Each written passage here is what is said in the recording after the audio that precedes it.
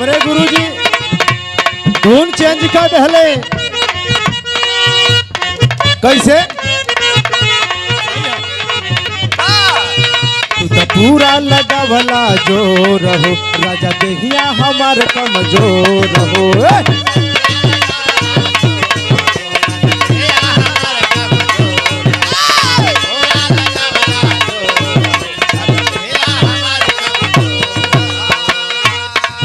तू तो पूरा लगावला जोर हो।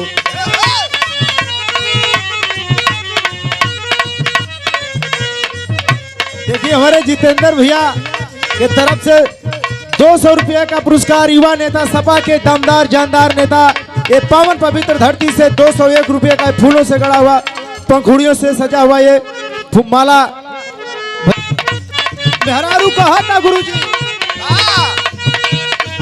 तू तो पूरा लगावला जोर हो राजा देहिया हमार कमजोर हो।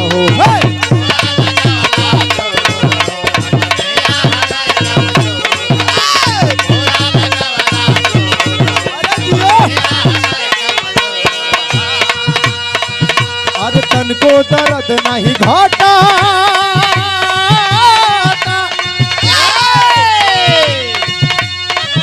अरे तन को दर्द नहीं घाटा।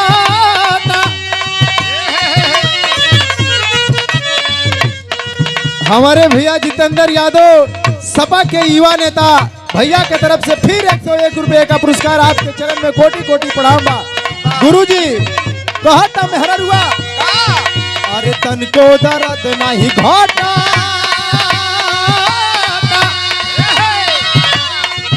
अरे बथता बथता बथता अरे बथता बथता बथता कंवरिया ये राजा बथता।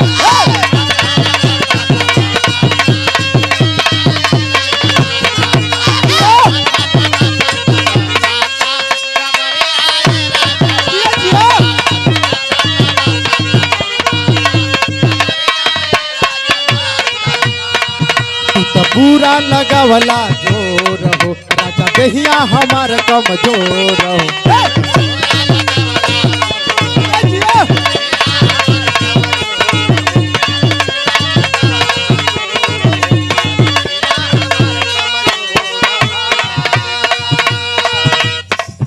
अरे तन को दर्द नहीं घाटा